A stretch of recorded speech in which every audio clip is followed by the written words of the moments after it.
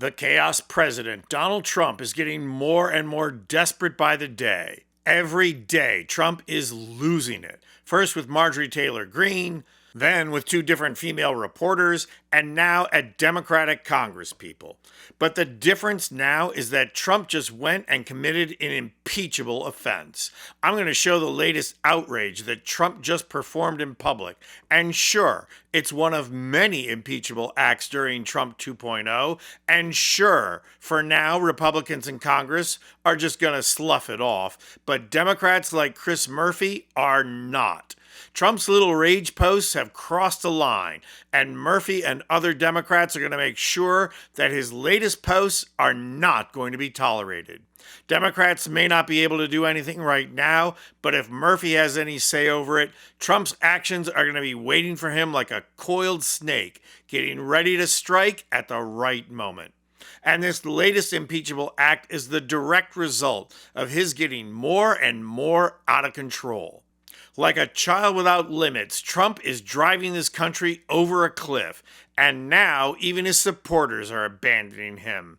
Trump is becoming a caged rat, and when you add to that formula that people in the South are rising up against ICE even more aggressively than New York and Chicago, then you have potential for Trump to call on the military to shoot at protesters, just like he did during the Black Lives Matter protests. Only this time, with Pete Hegseth in charge, there will be no one to oppose that order.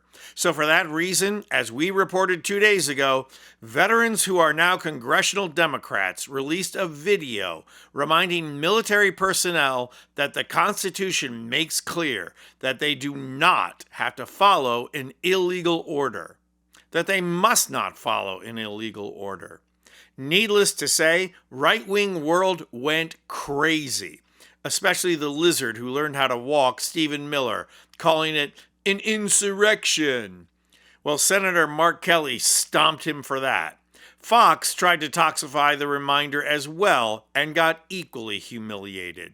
So with the attempts to discredit what Democrats were telling the military, Trump went on his own macho tirade via social media. First, he reposted a response to a Washington Examiner report that said, "Hang them, George Washington would." Obviously, the idiot who wrote that and Trump know absolutely nothing about the Whiskey Rebellion. But then when does ignorance ever stop Trump? He then posted, "Seditious behavior, punishable by death."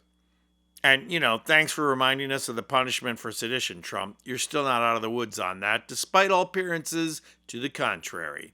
But Trump being Trump, of course he wasn't finished. He went further by posting, "It's called seditious behavior at the highest level. Each of these traitors to our country should be arrested and put on trial.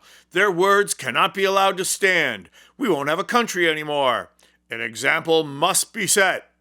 So, to clarify, the poor excuse for a man that is currently serving as President of the United States just advocated for the killing of members of Congress.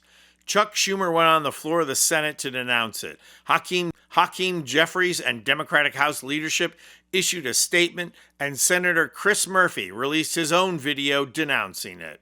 Watch. The President of the United States just called for Democratic members of Congress to be executed.